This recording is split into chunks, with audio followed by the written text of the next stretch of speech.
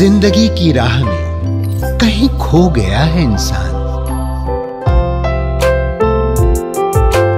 मंजिल मिल जाएगी, जरा खुद को तो पहचान। हौसलों को कर बुलंद, पूरे होंगे अरमान। ऊंचे हो विचार, मुश्किलों में हो मुस्कान। राजयोग के राज को जान, जिंदगी बने आसान, जिंदगी बने आसान, जिंदगी बने आसान। नमस्कार दोस्तों, ओम शांति। स्वागत है आपका हमारे प्रोग्राम जिंदगी बने आसान में। दोस्तों, संघर्ष जितना ही कठिन होगा उतना ही शानदार आपकी जीत होगी। हमें ज़िंदगी में ये याद रखना है कि कोई भी चीज़ हासिल करने के लिए हमें एफर्ट्स लेने पड़ते हैं। बिना एफर्ट्स के अगर आपको कोई चीज़ मिलेगी तो आपको उसकी वैल्यू समझ में नहीं आएगी। तो इस बात के साथ आज के प्रोग्राम की हम शुरुआत करते हैं। हमारे साथ हैं doctor Satish Gupta ji. Om Shanti. Welcome to our show. Doctor साहब, जब हम बात करते हैं इमोशंस की, आज हर व्यक्ति, मैं समझती हूँ पूरी दुनिया आज अपने इमोशंस के बस में नहीं है। वो अपने इमोशंस को कंट्रोल नहीं कर पा रहे हैं, जिसकी वजह से कई सारे इमोशनल डिसऑर्डर्स हो रहे हैं। तो क्या आप स्पेसिफाई कर सकते हैं कि एग्जैक्टली इमोशन जो, अगर हमें कोई भी तरीके की इमोशंस क्रिएट करने में प्रॉब्लम हो रही है तो उसका रीज़न क्या है? से बेसिकली जो इमोशंस हैं, इमोशंस क्यों पैदा होती हैं, भावनाएं क्यों बनती हैं जी, और उसमें भी स्पेशली नेगेटिव भावनाएं क्यों बनती हैं जी, नकारात्मक भावनाएं। जब किसी विचार को हम बहुत इंटेंसिटी के साथ बार बार करते हैं, हाँ जी, सपोज हमने कोई चीज़ देखी या हमने कोई चीज़ खाई या हमने कोई चीज़ किसी की आवाज़ सुनी और उसी को हम बहुत बार बार इंटेंसली उसको करते हैं, उस विचार को बार बार, उसको जीवन में बार बार हमारे सामने आती है या हमारे जीवन में उसी तरह से बार बार उसी रूप में एक्सेसिवली एंड रेपिटेटिवली, एक्सेसिव ना बहुत ज़्यादा और बार बार आती है, तो हमारे इमोशंस ना, तो वो इमोशन बन जाती है, वो विचार भावना में कन्वर्ट हो जाता है। Okay. Basically intense thoughts lead to emotions. अब इंटेंस थॉट किस बारे में है? क्योंकि आज की दुनिया में वातावरण नेगेटिव है, बिल्कुल। एटमॉस्फेयर आप देखें चारों तरफ तो देखें नेगेटिव है। लोगों का देखना, सुनना, बोलना, खाना पीना, हर चीज़ में देखो तो व्यवहार देखो, है ना, जिसमें स्वार्थ भरा हुआ है ना, सेल्फिश नेचर है लोगों की, जी, ईगो से भरी हुई नेचर है। करेक्ट। उसमें मतलब जो है अटैचमेंट है, जिसको किसी से बहुत अटैचमेंट है उसके बगैर रह नहीं सकते हैं। बच्चों से है या आपस में किसी व्यक्ति का किसी से कनेक्शन है, या फिर उसमें लस्ट है बहुत, या फिर उसके अंदर ग्रीड है, greed for name fame and money है। तो ये जो चीज़ें हैं, इनके जब इस तरह के विचार हम बार बार करते हैं तो उस तरह की भावनाएं पैदा हो जाती हैं। ओके।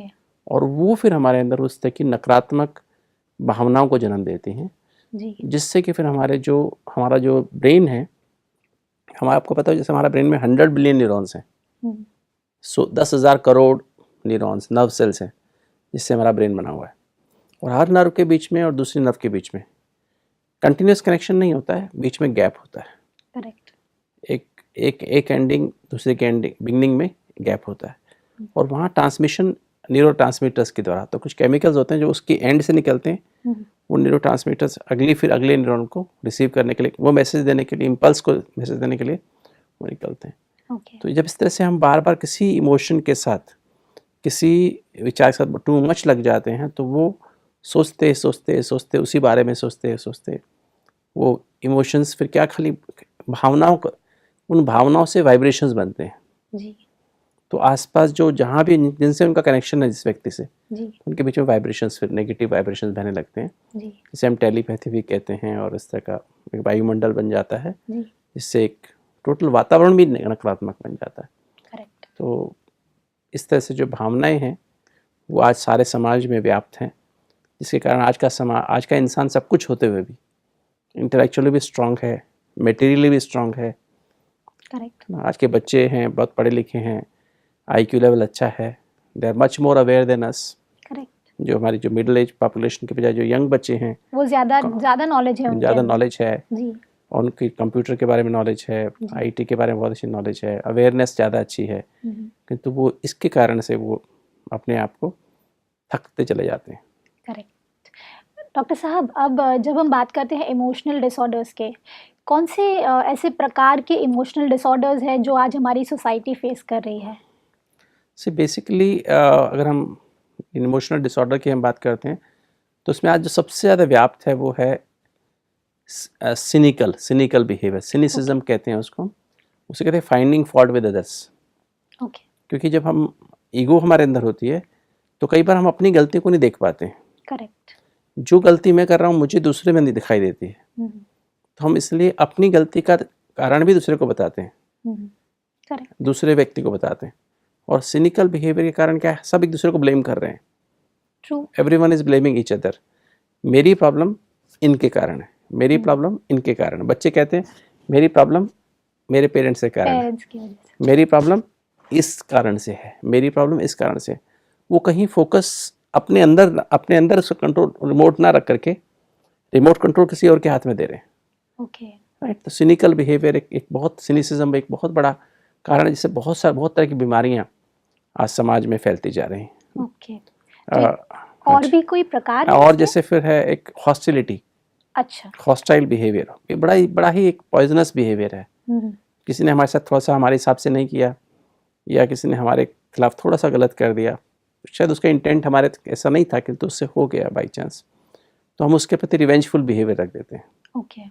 और जब हम ऐसे मूड उसमें रहते हैं तो हमारे अंदर जो हार्मोनल हमारा पूरा hypothalamus, pituitary, पेनियल, thyroid, parathyroid, pancreas, adrenal glands, पूरा का पूरा ये जो हार्मोन ऑर्केस्ट्रा है पूरा का पूरा बिगड़ जाता है। ओके। और इतने ज़्यादा लेवल ऑफ हार्मोन्स हो जाते हैं, ये स्ट्रेस हार्मोन्स इतने ज़्यादा बढ़ जाते हैं, सिंपैथेटिक एक्टिविटी इतनी ज़्यादा बढ़ जाती है, तो जिससे कि हमारा पूरा का पूरा सिस्टम जैसे एक नहीं आप कह सकते कमांडो जैसे होते हैं जी। हमेशा एक्शन में रहते हैं, हमेशा रेडी टू फाइट मोड में रहते हैं, तो पूरी बॉडी एकदम टायर आउट हो जाती है। इसलिए कहते हैं कभी किसी को आज की जो हॉस्टिलिटी समाज में हॉस्टिलिटी डेवलप हो गई है तो समाज में बड़ी कड़वाहट पैदा हो गई जी। जिसमें मतलब आदमी अपने आप को बहुत असहाय सा महसूस कर रहा है। जी। कोई किसी के प्रति से मतलब रिगार्ड नहीं है, किसी के प्रति एक आपस में सच्चा प्यार नहीं, भाई भाई को नहीं है, या इवन फ्रेंड्स में सही ढंग से नहीं है, तो कोई ना कोई बात पे हम डिसलाइकिंग कर लेते हैं और उसके बाद ही ऐसा हो जाता है। करेक्ट। तीसरी जो इमोशनल डिसऑर्डर जो है वो सब एक दूसरे को रौब डालना कहते हैं, रौब डालने की मतलब हर एक आदमी दूसरे को दबा देना चाहता है अपनी उससे एक क्या बोलते हैं बॉडी लैंग्वेज से, तो ये भी एक तरह का जैसे ना इमोशनल डिसऑर्डर है। करेक्ट। और चौथा जो है जिस बल्कि रादर इसको हम पहला भी रख सकते हैं, वो आज क्रोध जिसे कहते हैं, एंगर, जो कि आज सब जगह व्याप्त है। कोई भी व्यक्ति दुनिया में गुस्सा नहीं करना चाहता, किंतु हर आदमी ही गुस्सा करता है। और हर एक आदमी जानता है कि गुस्सा करने से कुछ मिलता नहीं है, कोई कार्य में सफलता नहीं मिलती है। पर जो फॉल्स इंप्रेशन है बचपन का, जो हमने oral phase, pre oral phase और ओरल फेज ऑफ लाइफ में जो हमारे रिकॉर्ड हो गया है, जो रिवार्ड हम देखा है समाज में बचपन में, वो रिकॉर्ड होगा कि एंगर से फ़ायदा होता है। इनफैक्ट हम सभी जानते हैं, हमारे सभी दर्शक भी जानते हैं कि उनकी लाइफ में कभी भी क्रोध से फ़ायदा नहीं हुआ है। तो ये बेसिकली सारे ही आपस में जैसे कह सकते हैं आप, ये एक तरह के एक ही फैमिली के सिबलिंग्स हैं जी। एक ही परिवार के बच्चे हैं सारे ना। सिनिसिज्म, हॉस्टिलिटी, रौब डालना, किसी को प्रेशर में लेके आना, और फिर तीसरा चौथा जैसे एंगर, क्रोध। तो ये एक सारी इस तरह की प्रक्रिया है जिसके द्वारा हम समाज को कड़वा बना दिया है ना, बिटर बना दिया है, जिसकी वजह से बहुत सारी प्रॉब्लम समाज में प्यार की एकदम कमी हो गई। रियल प्यार जिसे कहते हैं खत्म होते जा रहा है। करेक्ट। अब जब हम बात करते हैं इमोशंस की, कई बार ऐसा देखा गया है कि कुछ व्यक्ति बहुत ज़्यादा इमोशनल होते हैं और कुछ व्यक्ति बहुत ज़्यादा प्रैक्टिकल होते हैं। इन दोनों के बीच में कौन सही है और कौन गलत है? क्योंकि इमोशनल डिसऑर्डर्स की बात जहाँ पे हम कर रहे हैं, ऐसे सिचुएशन में कई बार ऐसा होता है कि जो सामने वाला व्यक्ति है वो इतना इमोशनल नहीं है, वो प्रैक्टिकल है, तो ये इसकी वजह से भी काफ़ी क्लैशेस होते हैं। खास करके अगर आप वाइफ एंड हस्बैंड के रिलेशनशिप की बात करें, कई बार ऐसा होता है कि हस्बैंड जो है वो बहुत ज़्यादा प्रैक्टिकल है अपने लाइफ में, सब चीज़ों को लेकर के he is very practical and ज़्यादा इमोशनल नहीं है, लेकिन वाइफ जो है वो काफ़ी इमोशनल है। इसकी वजह से रिश्तों में काफ़ी करवाहट आने लगी है, तो ऐसे में क्या किया जाए? सी बेसिकली ये जो वर्ड है ना, प्रैक्टिकल वर्ड गलत है। अच्छा प्रैक्टिकल नहीं, लॉजिकल कहेंगे, अच्छा कन्वेंशनल कहेंगे ना, जैसे लॉजिक, वो लॉजिक को देख के चलता है, हस्बैंड Correct. लॉजिक को देख के चलता है, नहीं ये ऐसा करेंगे तो ऐसा होगा, ऐसा करेंगे तो ऐसा होगा। जी ये टाइम क्या फ़ायदा, हम बैठ के बातें करें, फालतू बात करें, टाइम वेस्ट कर रहे हैं, क्या मिलेगा इससे? तो they don't give time to the family, है ना। करेक्ट बच्चों को टाइम नहीं देंगे, बिजनेस में लगे रहेंगे, क्योंकि वहाँ रिवार्ड मिल रहा है, करेक्ट वहाँ इनकम मिल रही है, वहाँ जो की बात और दूसरी बातों में जान को लोग प्रेज करते हैं। जी घर में प्रेज नहीं मिलती है, कई बार घर में क्रिटिसिज्म होता है, करेक्ट तो बाहर जाना ज़्यादा पसंद करेंगे, घर में रहना कम पसंद करेंगे। तो उसे हम लोग प्रैक्टिकल कह देते हैं कि अरे आदमी प्रैक्टिकल है, करेक्ट अपना टाइम एक्यूरेट यूज़ करता है। जी और इमोशनल माना जैसे भावनाएं, जो भावनाएं हैं हमारी, भावनाओं को हम लोग महत्व दें, तवज्जो दें। जी जो भी हमारे फैमिली के रिलेटिव्स, फैमिली के जो मेंबर्स हैं, उनकी कुछ भावनाएं होती हैं संबंधों में, माता पिता के प्रति, बच्चों की, पत्नी की पति के साथ, पति की पत्नी के साथ, उन भावनाओं को हम तवज्जो देते हैं, तो वो परिवार में एक संबंध को गाढ़ा करती हैं, ओके है ना, डीप अंडरस्टैंडिंग पैदा होती है। कि तो जीवन जो है ना तो भावनाओं से चलता है, जीवन ना तो लॉजिक से चलता है, करेक्ट जीवन दोनों के बैलेंस का नाम है, ओके लॉजिक और इमोशंस का, इमोशंस दोनों। जैसे हमने कहा ना, लेफ्ट ब्रेन हमारा क्या है, लॉजिकल ब्रेन है, करेक्ट और हमारा right brain emotion emotional brain है ना। तो है तो दोनों ही ब्रेन इंसान के अंदर, और दोनों का बैलेंस होने से ही हमारा जीवन संतुलित हो सकता है, बैलेंस्ड हो सकता है, ओके प्रोडक्टिव हो सकता है, क्रिएटिव हो सकता है, जी उसमें खुशी आ सकती है, वो समाज के लिए हम यूज़फुल हो सकते हैं, एक दूसरे के लिए यूज़फुल हो सकते हैं। किंतु अगर हम खाली इधर चलें या इधर चलें, दोनों ही गलत हैं, बोथ आर रॉन्ग। ओके तो रियलिटी ये है कि दोनों का बैलेंस होना ज़रूरी है, इमोशनल ब्रेन का और साथ ही साथ प्रैक्टिकल ब्रेन का, प्रैक्टिकली लॉजिकल। लॉजिकल ब्रेन का, बिल्कुल। डॉक्टर साहब, कई बार ऐसा देखा गया है कि इमोशनल व्यक्ति जो होते हैं वो दिल के बड़े साफ होते हैं, ऐसा सुना है मैंने ऐसे, क्योंकि उनके मन में और कुछ नहीं होता, उनके भाव शायद हमेशा सही होते हैं, लेकिन सामने वाले जो व्यक्ति होते हैं वो उन्हें गलत समझते हैं। ऐसी फीलिंग के साथ में वो अपने को, फिर उनको खुद को ही डाउट होने लगता है, जो व्यक्ति इमोशनल होते हैं, कि क्या मैं ही गलत हूँ। तो ये जो सिचुएशन ऐसी क्रिएट होती है, इस चीज़ का क्या सोल्यूशन है? सी बेसिकली इमोशंस, जो इमोशनल व्यक्ति होता है अधिकतर सेंसिटिव होता है, करेक्ट वो एक्सपेक्टेशन ज़्यादा रखता है, अच्छा एक्सपेक्टेशन ज़्यादा रखता है ना, एक्सपेक्टेशन परिवार से, अपने संबंधों में, बच्चों से, पति से या पत्नी से या माता पिता से। जी बच्चे भी इमोशनल कई बार होते हैं पेरेंट्स के प्रति, या भाई बहन भी आपस में इमोशनल हो सकते हैं, करेक्ट तो वो उस एक्सपेक्टेशन ज़्यादा रखते हैं, और एक्सपेक्टेशन रखते हैं तो वो एक्सपेक्टेशन जैसे ही कोई व्यक्ति, वो व्यक्ति कुछ कह दे जिससे वो एक्सपेक्टेशन, जिससे सो कॉल्ड स्पेशल वन जो होता है, करेक्ट किसी के लिए सपोज पत्नी के लिए पति है, एक बहन के लिए एक भाई है ना, या माँ, बच्चे के लिए माँ है उसकी, वो कुछ कह देती है, सो कॉल्ड स्पेशल वन, जो एक्सप्रेस्ड इमोशंस जो होती हैं, जी और उसको या इग्नोर कर दें, या उसको कोई वो व्यक्ति कुछ उसको बोल दे, तो उसको, उससे कभी उम्मीद नहीं होती कि मेरी माँ मुझे ऐसा कह सकती है, मेरी पत्नी मेरे को ऐसा बोल सकती है, मेरा पति मेरे लिए ऐसा बात कर सकता है। करेक्ट तो उसी कारण वो बहुत ही ज़्यादा हर्ट फील करते हैं। उनका जो कहते हैं ना, जो एक दुखती रग पर हाथ लग जाए, हाँ, वो वाली बात हो है ना, जाती तो वो वाली बात हो जाती है। और उससे फिर क्या, थॉट की एक श्रृंखला शुरू होती है, one after the other, one after the other, one after the other, और उससे फिर जो है कि सीक्वेंस, एक विशेष साइकिल बन जाती है, और उसी में आदमी घूमता रहता है, थॉट स्पीड बहुत फास्ट हो जाती है। ओके तो इसी को सेंसिटिव बिहेवियर भी कहते हैं। और वो व्यक्ति अपनी भावनाओं को एक्सप्रेस नहीं कर पाता है, ओके और उससे फिर उसके अंदर ज़्यादा इमोशनल हो जाता है, भावुक हो जाता है, और ultimately this leads to depression. Correct तो इससे फिर वो डिप्रेशन की तरफ, अवसाद की तरफ चला जाता है। तो ये एक सीक्वेंस है, मतलब इसमें आदमी इस तरह से बनता चला जाता है। और इसका ये जो है, इसका इलाज यही है कि जीवन एक कड़वा सत्य है, करेक्ट राइट। इसमें हर आत्मा अपना अपना पार्ट प्ले कर रही है संसार रूपी नाटक में, इसको हम कुछ भी चेंज नहीं कर सकते हैं। तो इसमें हर एक का अपना अपना पार्ट है, जो कि उसके भी बस में नहीं है पार्ट प्ले करने वाले।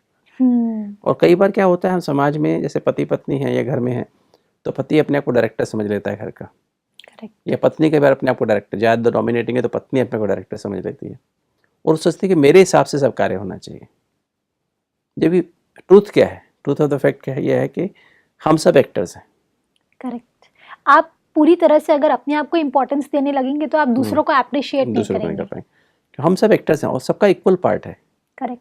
इम्पोर्टेंट एस्पेक्ट है, एक एक का हर एक का पार्ट इम्पोर्टेंट है। किसी का किसी समय इम्पोर्टेंट हो सकता है, किसी का किसी समय इम्पोर्टेंट हो सकता है। करेक्ट। और हमारे जो कार्मिक अकाउंट्स हैं उसके अनुसार वो डायरेक्शन में आता है। जी। जैसे तो कहते हैं परमात्मा डायरेक्टर है, correct. God is the director, but actually हमारे कार्मिक अकाउंट से उसको डायरेक्ट कर रहे होते हैं। ओके। उन लास्ट जो जन्मों के कर्म होते हैं या पिछले जन्म, इसी जन्म के पिछले जन्म कर्म, उसको डायरेक्शन कर रहे होते हैं, डायरेक्ट कर रहे होते हैं। और हमें उसी तरह से करना ही पड़ता है। इसलिए हमें सब हर एक के रोल को एक्सेप्ट करना चाहिए। और एक्सेप्ट करने से हर एक को फिर साक्षियों को देख सकते हैं। भले कोई भी आत्मा है, मेरा कितना भी क्लोज रिलेटिव है, क्लोज संबंधी है या फ्रेंड है, वो उसका जो पार्ट साक्षियों को देखे। और साक्षियों के देखने में फिर एक आनंद आता है। जैसे खेल देखते हैं ना, हम क्रिकेट का मैच देखते हैं, साक्षियों के देखने में कोई भी प्लेयर अगर चाहे अपोजिशन का है या इंडिया का है, तो चौका लगाए छक्का लगाए, उसमें क्लास है जो करेक्ट। या फिर उसकी बॉल है, गुगली डाली या ऑफ कटर डाला या आउट स्विंगर डाला या इन स्विंगर डाला, उसमें कला है, उस कला को एंजॉय कर सकते हैं। करेक्ट। तो ये जो है, उससे फिर क्या हमारे अंदर खुशी और आनंद पैदा होता है। इसके एक अपोजिट, जैसे सीक्वेंस ही अपोजिट हो जाती है। करेक्ट। अब डॉक्टर साहब, इमोशंस की हम बात कर रहे हैं। इमोशंस में कई बार ऐसा भी हुआ है कि कुछ इमोशंस हमें कोई कार्य करने में और ज़्यादा मदद डालता है। जो इमोशनल लोग होते हैं, शायद वो कहीं ना कहीं, मैंने ये भी नोटिस किया है कि वो हर कार्य को बहुत ही प्यार से भी करते हैं। भले अगर उनके माइंड स्टेट सही है, तो अगर वो गुस्से में है या ऐसे कोई समय पे हो तो वो शायद ना करे, लेकिन ये नोटिस किया गया है कि वो काम हमेशा सब सही करेंगे। तो ये किस हद तक सही है? बिल्कुल ठीक कह रहे हैं। भावना है ना, कि भावना जिस व्यक्ति के प्रति भावना है, जिस सिचुएशन, उसके लिए भावना, उस भावना से करेंगे, जी। उसमें बह जाएंगे, सब कुछ लगा देंगे। करेक्ट। राइट। किंतु वो लॉजिक नहीं देखेंगे पीछे वाले सामने वाले को उसकी कदर है कि नहीं, इज दैट मच रिक्वायर्ड, इतना करने की आवश्यकता है क्या। करेक्ट। तो इसलिए भावना भी टू मच, एक जो रिजल्ट फिर उससे एक्सपेक्टेशन होती है, जो कर रहा है ना जो व्यक्ति, भले चुपचाप कर रहे हैं, और उससे एक्सपेक्टेशन है कि मेरी इस बात को अप्रिशिएट किया जाए, मेरी जो मैं इसके लिए कर रही हूँ मुझे अप्रिशिएट करे, है ना। और वो नहीं कर, बिकॉज उसको जो लॉजिकल माइंड वाला है उसको तो दूसरे अपने काम से मतलब है, काम से मतलब है। उससे मतलब नहीं है आपने किस भावना से खाना बनाया, कितने प्यार से बनाया। सही तो मेरे पास टाइम नहीं है, सही बात। मैं खाना खा के आया हूँ, उसी वक्त वो क्या सिचुएशन होती है, क्योंकि वो और उधर ही इमोशंस कितने प्यार से वो भोजन बनाते हैं, तो और वो लेट आए, फिर लेट आएंगे या कहेंगे मैं खा चुका हूँ ऑलरेडी, तो फिर क्या होगा, फिर वो आपकी वो खाना हर्ट हुई ना। करेक्ट। तो आपने तो भावना से बनाया, किंतु वो भावना में कितना फिर उसकी रियलिटी क्या है, रियलिटी वो देखते हुए नहीं बनाया। करेक्ट। कि ये व्यक्ति इतने लेट आते हैं, इनका टाइम ऐसा है, इनको एक खाना भले पसंद है किंतु इनका खाना भी शाम को कहीं और हो जाता है, तो मैं पहले पता कर लूँ is he coming in time और नॉट, है ना। तो ये सब भावनाओं का मतलब, इसलिए मैं बार बार इस बात को बार बार एम्फेसाइज करना चाहता हूँ अपने दर्शकों को कि राइट और लेफ्ट ब्रेन का बैलेंस होना बहुत आवश्यक है। उसके लिए हमें मेडिटेशन चाहिए। अच्छा। मैं एक बात और यहाँ बता देना चाहूँगा, ये जो एंगर है, हॉस्टिलिटी है और सिनिसिज्म है या दूसरे पे रोब डालना है जी, ये चार जो बातें हमने की, ये एक्चुअली बहुत ही खतरनाक इमोशंस हैं जो कि हमारे पूरे सिस्टम को डिसरप्ट कर देती हैं। ओके। अपने अंदर का भी वातावरण ख़राब कर देती हैं और बाहर का इंटरनल एनवायरनमेंट भी ख़त्म कर देती हैं, और दूसरा बाहर का भी वातावरण ख़राब कर देती है। एक्चुअली ये तीनों चारों ऐसी वो हैं जो एक बार अगर आपके मन में आ गया, सपोज गुस्सा आ गया, तो ऐसा रिसर्च ने बताया है कि 3 दिन तक लगभग आपके अंदर ऐसा एक कैस्केड, ऐसे मैकेनिज्म बन जाता है अंदर बॉडी में, ऐसा विशेष साइकिल बन जाता है कि एंजाइम के पीछे एंजाइम, हार्मोन्स के पीछे हार्मोन्स, वो एकदम नेगेटिव, जैसे नेगेटिव जैसे पहाड़ी ऊपर से पानी गिरता है, एक पहाड़ी पे गिरता है, फिर दूसरी पे गिरता है, फिर तीसरी पे गिरता है, चौथी पे, उसका वेग तेज होता जाता है। इसी तरह से वो हार्मोन्स का ऐसा कनेक्शन है आपस में कि वो जैसे एक के बाद एक के बाद एक के बाद एक के बाद करके इतना बॉडी पे इतना असर डालता है कि बॉडी के लिए हर सेल शटर हो जाती है, हर सेल शटर हो जाती है। आपकी रीजनिंग पावर ब्रेन के अंदर, हार्ट की खून पंप करने की पावर, खाना पचाने की पावर, किडनी की खून साफ करने की पावर, वो बहुत कम हो जाती है। और इवन अगले 3-4 दिन तक आपको हार्ट अटैक के चांसेस बहुत ज़्यादा बढ़ जाते हैं। ये देखने में अगर वो 4 से 5 गुना, अगर आपको अभी आपने गुस्सा किया है तो अगले 4 घंटे में आपको कम से कम 5 से 6 गुना ज़्यादा चांस है हार्ट अटैक आने के। अच्छा। एज़ कम्पेयर टू मतलब नेक्स्ट 48 आवर्स तक हार्ट अटैक आने के चांसेस बहुत बढ़ जाते हैं। तो गुस्सा जो है एक ऐसी चीज़ है, फिर इसके जो इससे जो पैदा होती हैं वो सिनिकल बिहेवियर जो पैदा होता है, पता है मैंने इसको ना एक तरह जी, का, बिल्कुल। इसको एंगर का एक ऑफस्प्रिंग भी कह सकते हैं। जो गुस्सा करता है उसके अंदर फिर दूसरों के प्रति एक ऐसी फीलिंग रहती है ना कि भी मैं ही ठीक हूँ, मेरी कोई गलती नहीं है ना, क्योंकि वो शॉर्ट टेम्पर्ड रहता है, हर बात के लिए अपने गुस्से के लिए दूसरों को उत्तरदायी ठहराएगा, करेक्ट। है ना। और एक गुस्सा जो है बेसिकली एक तरह का बार्ब है, बार्ब समझते हैं, जैसे हमने, जैसे हमारा पता है ना, हमने जैसे एक ईगो है हमारे अंदर। ईगो क्या चीज़ है? जो हमने पजेस किया है, जो हमने कमाया है, नाम कमाया या हमने पैसा कमाया या पद को प्राप्त किया, नेम फेम को प्राप्त किया, हमने कंफर्ट जोन बना लिया है। जी, उसको कोई भी एंडेंजर करे, उसको कोई हर्ट करने, मेरे ईगो को हर्ट करने की कोशिश करे, मेरे कंफर्ट जोन में मुझे आकर के मेरे घुसने की कोशिश करे, तो एक एंगर क्या है उसके लिए एक तरह की सेफ्टी रिएक्शन हमने बना ली। ओके। तो एंगर उस ईगो को, जो कोई ईगो हर्ट करता था, हम क्या फील करते हैं? गुस्सा आ जाता है हमको, नहीं? करेक्ट। राइट, क्योंकि हम कहते हैं ये अच्छा, इसकी अभी ये हिम्मत, मेरे सामने ऐसा बोलते हैं, है ना। जी, तो ईगो हर्ट। फिर दूसरा Correct. Greed, name fame and money. मेरी मनी, जो मैंने मनी पैसा कमाया है, जो मेरी प्रॉपर्टी है, मेरी कार है, मेरी चीज़ें हैं, है ना, जो मेरा फेम है, नाम मेरा जो समाज में हो गया, फेम जो मुझे प्रसिद्धि मिली है, उसको कोई हर्ट करने की कोशिश करे तो गुस्सा आता है, right, isn't it? Correct. You feel irritated, right. True. और इसी तरह से जो हमारा कोई, हमारी हमारी जो ईगो, अटैच, जिससे हमारा मोह है, जी, जिससे हमारा अटैचमेंट है, जी, जो व्यक्ति, मेरा बेटा हो सकता है, मेरी बेटी हो सकती है, मेरी पत्नी हो सकती है, मेरा पति हो सकता है, मेरी माँ हो सकती है, मेरे फादर हो सकते हैं, जिनसे मेरी बहुत अटैचमेंट है, जिससे I am concern about them.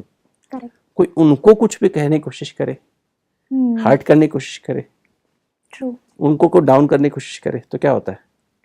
तकलीफ होती है, गुस्सा आता है, गुस्सा आता है, उसके isn't it? बाद पूरा प्रेशर। आता है ना। जैसे ईगो में एक चीज़ और मैं कहना बोल रही हूँ, जैसे मान लो कई बार कहते हैं कोई झूठ बोलता है ना मेरे साथ, मुझे गुस्सा आता है, करेक्ट। राइट। झूठ बोलता है तो वो भी एक ईगो जैसे, मैं अपने आप को सच्चा समझता हूँ, सत्यवादी समझता हूँ, तो इसको कोई हर्ट करता है, उसमें कोई गलत करता है, तो फिर मुझे गुस्सा आता है, करेक्ट। Isn't it? करेक्ट। फिर एक लस्ट है, जिस व्यक्ति से मुझे बहुत अच्छा लगता है, उस व्यक्ति, मैं समझता हूँ व्यक्ति से मेरा स्पेशल कनेक्शन है, करेक्ट। उसको कोई, उसकी लाइफ में कोई आना चाहे या उसको कोई उसके आसपास आने की कोशिश करे तो भी गुस्सा आता तो भी गुस्सा आता है, है, करेक्ट। राइट। या मेरी डिजायर उससे पूरी ना हो तो भी गुस्सा आता है। ट्रू। तो ये गुस्से के ओरिजिन है, मतलब ना बेसिकली ये जो, तो अगर हम कहना चाहें तो इसको इस तरह से कह सकते हैं, 5 विकारों में से क्रोध एक विकार है, कि तो बाकी जो 4 विकार हैं वो इसकी जड़ है।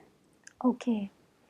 ईगो, अटैचमेंट, मोह जिसे कहते हैं, फिर ग्रीड, लोभ और काम विकार। ओके।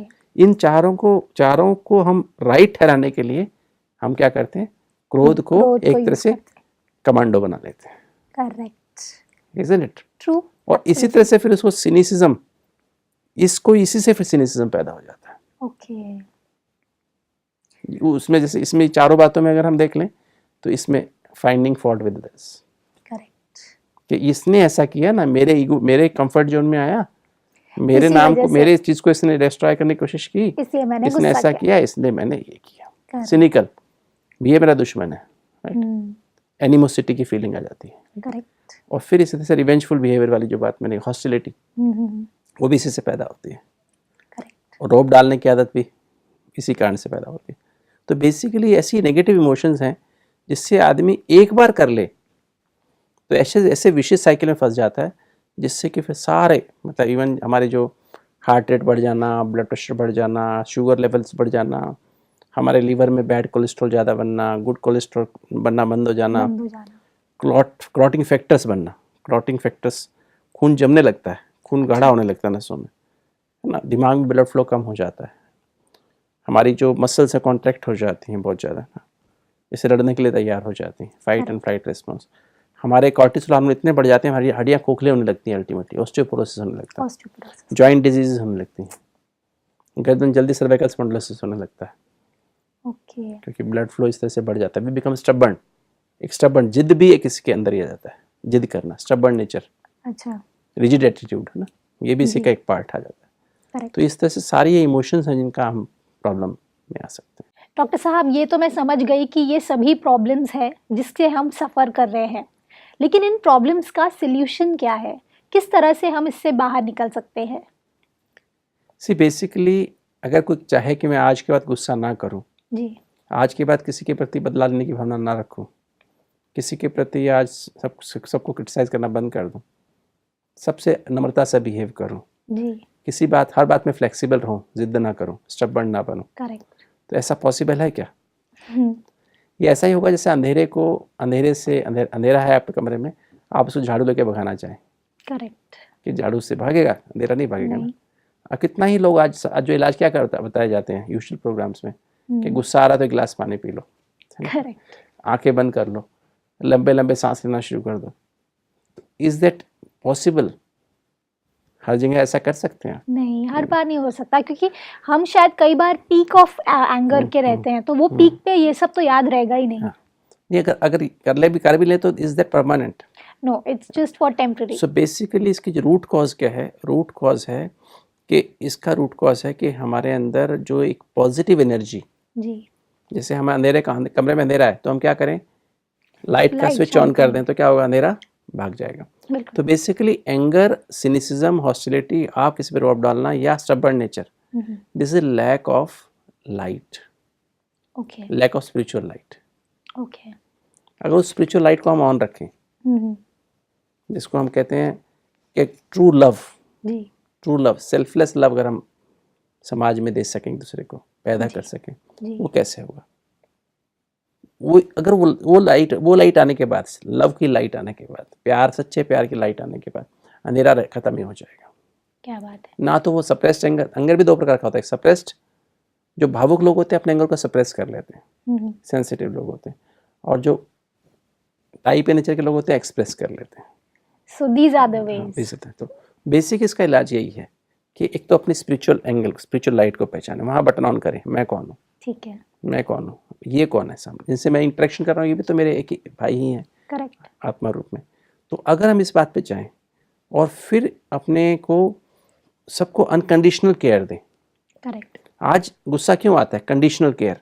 कंडीशन। किसी को तो हम बहुत अच्छी केयर दे रहे हैं, ये मेरा है, मेरा रिश्तेदार है, मेरा भाई है, इवन 3 बच्चे हैं, माँ को एक बच्चा बहुत अच्छा लगता है, उसको केयर कर रही है, दूसरे को केयर कम कर रही है। करेक्ट। तो दूसरे बच्चे को गुस्सा आता है, करेक्ट। हॉस्टाइल हो जाता है, सिनिकल हो जाता है। तो बेसिकली अनकंडीशनल डिग्निफाइड केयर दें। करेक्ट। तो जब वो तभी पॉसिबल जब आप सम्मान में होंगे। इसी को सच्चा प्यार कहते हैं, और ये हीलिंग है नेचर, इससे हीलिंग होती है। एग्जैक्टली। तो इस तरह से अगर हम दें तो इसका मैं समझता हूँ थोड़े शब्दों में यही इसका इलाज है। और राजयोग मेडिटेशन में इसका इसी तरह से जब प्रैक्टिस करते हैं तो we develop unconditional dignified respect for everyone, care for everyone, and that heals. मतलब इट हैज़ बीन सीन, पिछले मैंने 29-30 साल में जब से मैं ब्रह्मा कुमारी में मैंने देखा, तो तब से देखा कि जो लोग बहुत हाई एंगर कंटेंट था, जो हम अपने पेशेंट्स में टेस्ट करते हैं, विद इन ए वीक उनका एंगर कंटेंट 36 स्कोर था तो स्कोर 3 रह जाता है, 4 रह जाता है। अरे वाह। ट्रेमेंडस डिक्रीज, गुस्सा करना ही भूल जाते हैं। Very nice. तो बेसिकली वो जब अंदर से पॉजिटिव इमोशन को हम जागृत करते हैं, जो कि सच्चा प्यार है, सेल्फलेस लव है, तो उससे ये नेगेटिव इमोशंस अपने आप सब खत्म हो जाते हैं, all of them disappear. This is so beautiful. आज जो हमने इतनी सारी बातें सीखी। एक बात और मैं कहना चाहूँगा, अच्छा। कि स्पेशली हॉस्टिलिटी के लिए ध्यान रखें कि फॉरगिव करना बहुत आवश्यक है। ओके। कि जब तक हम फॉरगिव नहीं करेंगे, माफ़ नहीं करेंगे, तब तक हम भूल नहीं पाएंगे। करेक्ट। ये बहुत आवश्यक है। और फॉरगिव भी तभी कर पाएंगे जब हम दूसरे को आत्मा समझेंगे, करेक्ट, बड़ा भाई समझेंगे, तो ही पॉसिबल है। तो फिर हम आगे बढ़ पाएंगे। तो इस तरह से अगर हम प्यार और माफ़ करते चले, भूलते चले, तो हमारे नेगेटिव इमोशंस का जड़ ही खत्म हो जाएगी। जी बिल्कुल। डॉक्टर साहब, इतनी खूबसूरत बातें हमने सीखी, जिसमें मुझे सबसे खूबसूरत बात ये लगी कि अगर हम अनकंडीशनल लव, अनकंडीशनल केयर किसी को दिखाएंगे तो वो व्यक्ति महसूस करेगा और वो भी धीरे धीरे परिवर्तित होने लगेगा। Thank you so much doctor साहब, thank you for coming in this show. ओम शांति। दोस्तों, आज हमने क्या जाना? अगर हमारे अंदर अनकंडीशनल लव है, अनकंडीशनल रिस्पेक्ट है और साथ ही साथ अनकंडीशनल केयर है लोगों के प्रति, तो आप महसूस करेंगे कि आपके अंदर में एक अजीब सी लाइट क्रिएट होगी और वो लाइट सभी को दिखाई देगी। वो जो आपके अंदर की एनर्जी है वो इतनी पॉजिटिव बना लीजिए कि जो आपसे मिले वो भी पॉजिटिव बन जाए। इस बात के साथ आज के प्रोग्राम को हम एंड करते हैं। कल आपसे फिर मिलेंगे आपके ही शो में ज़िंदगी बने आसान। ओम शांति।